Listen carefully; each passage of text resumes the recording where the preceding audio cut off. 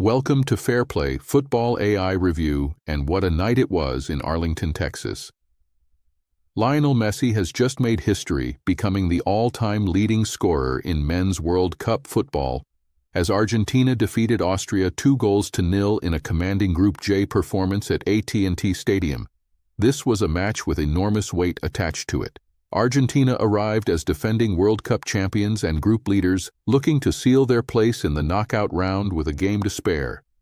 Austria, under Ralf Rangnick, needed a result to stay ahead of Algeria on goal difference and keep their own qualification hopes firmly in their hands.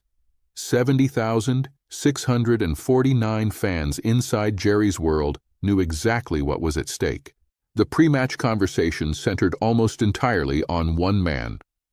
Messi entered this game on 16 World Cup goals, one behind Miroslav Klose's all-time record of 17.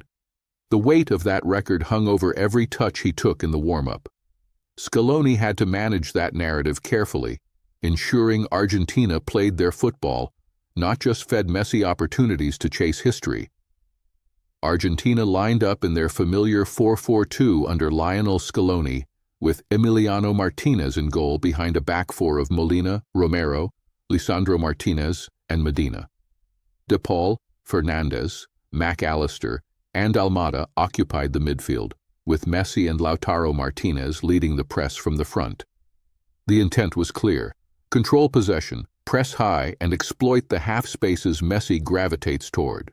Ralf Rangnick deployed Austria in a 4-2-3-1, with Alexander Schlager in goal, a back four of Posch, Danso, Alaba, and Lamer, a double pivot of Seiwald and Zaverschläger, and Sabitzer behind the lone striker Gregoritsch.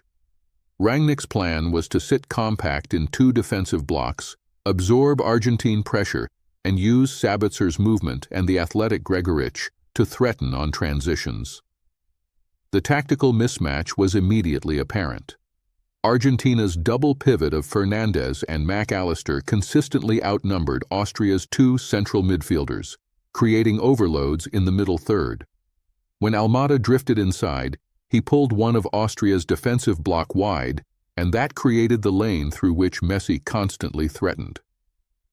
Rangnick's system needed discipline to hold its shape, and in the heat of a Dallas summer, that discipline frayed.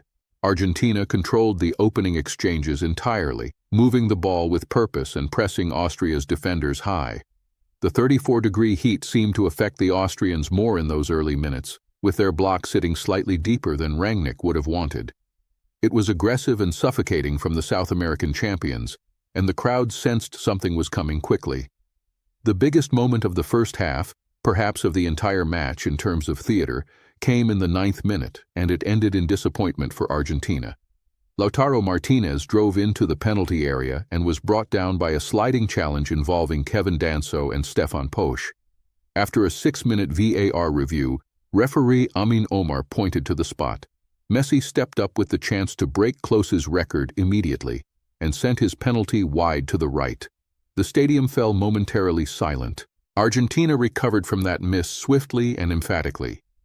In the 38th minute, Facundo Medina delivered the cutback, and Thiago Almada showed remarkable composure to let the ball run through his legs rather than attempt a shot, a selfless, intelligent decoy run that stripped the Austrian defense of any remaining cover.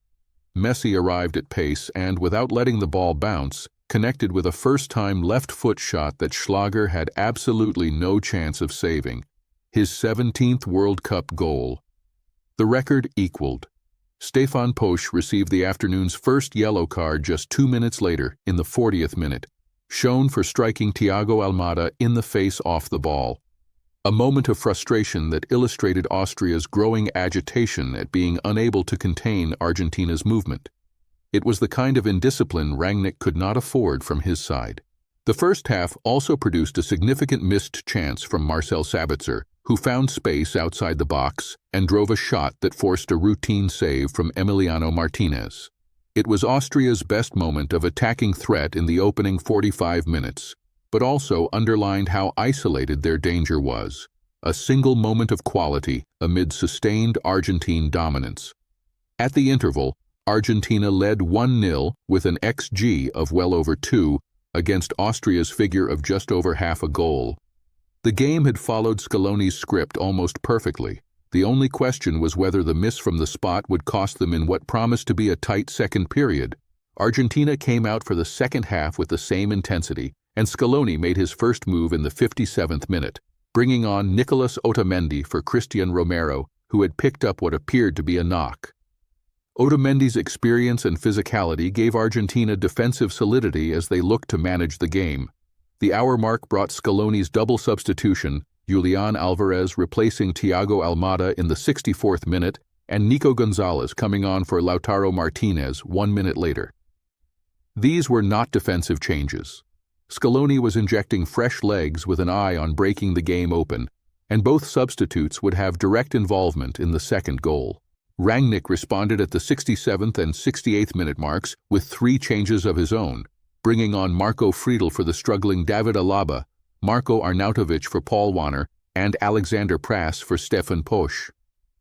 Arnautovic's physical presence was meant to give Austria a different threat up front and occupy Argentina's center-backs more directly. It briefly gave the Austrians more second-ball momentum. The 76th minute brought a flash of real hostility. Facundo Medina and Konrad Laimer were both shown yellow cards following a heated argument, the kind of confrontation that happens when tensions rise in a 1-0 game with everything still to play for. Rangnick will have been furious. Laimer's booking left Austria vulnerable, though it did not immediately change the shape of the match. Patrick Wimmer came on for Romano Schmid in the 78th minute, and 5 minutes later Scaloni made his final double change, Leandro Paredes for Rodrigo de Paul and Nicolas Tagliafico for Facundo Medina. De Paul had been excellent but had given enough, while the Medina substitution was partly precautionary given his yellow card accumulation. The decisive moment arrived in the 94th minute, and it was pure Messi in its execution.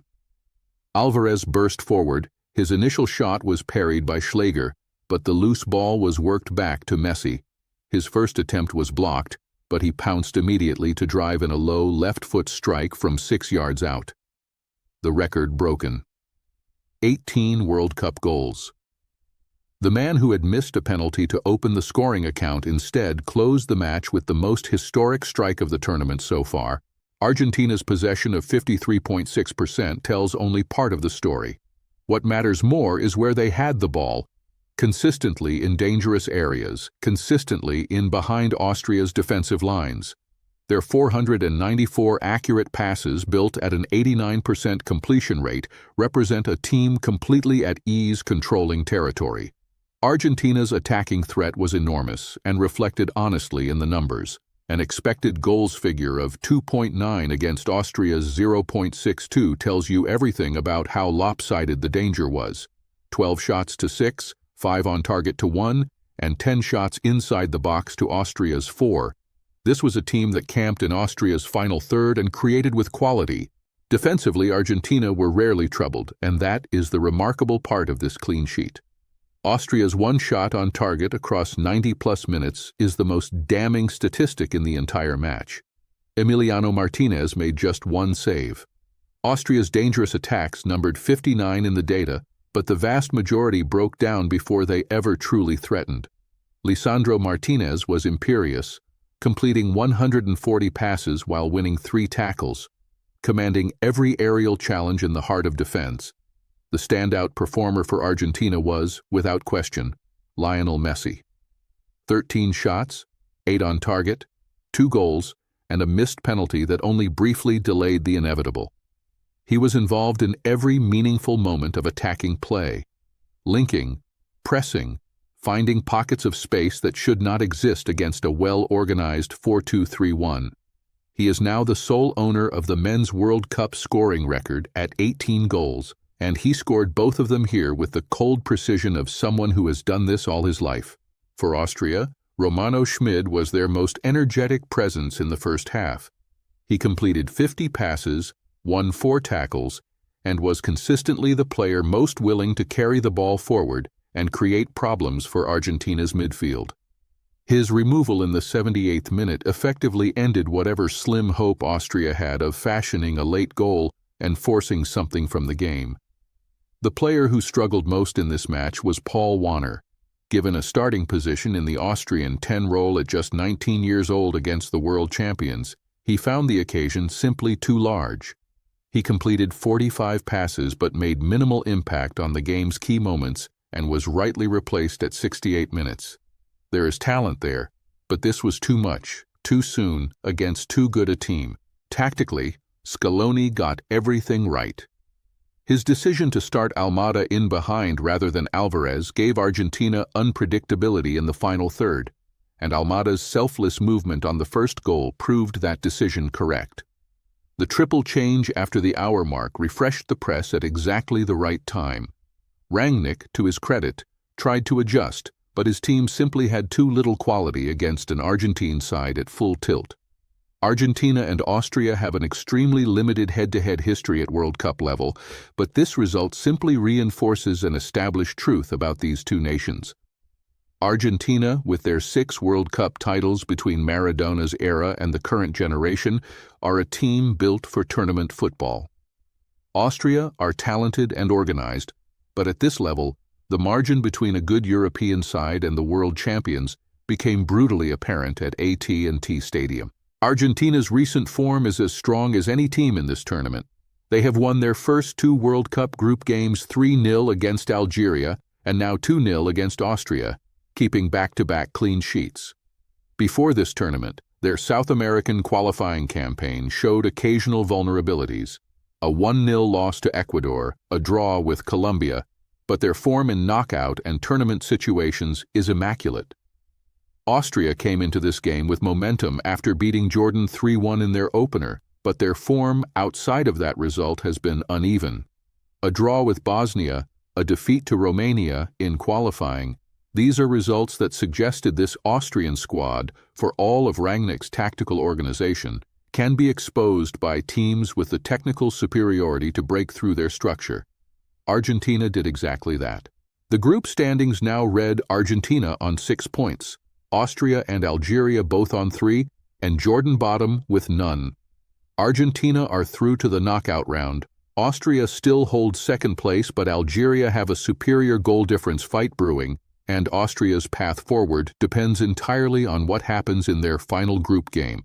Austria face Algeria in their final match, a game that now represents a genuine must-win. Algeria themselves are on 3 points and will be desperate for a result. For Austria to guarantee progression, they need to win, and they cannot afford the passive performance they showed here. Rangnick will demand a completely different approach. Argentina faced Jordan in their final group game, a fixture that looks straightforward on paper, with Jordan bottom of the group without a point. Scaloni will use it as an opportunity to rest key players while giving squad members minutes. Messi will likely feature because the record books are always open.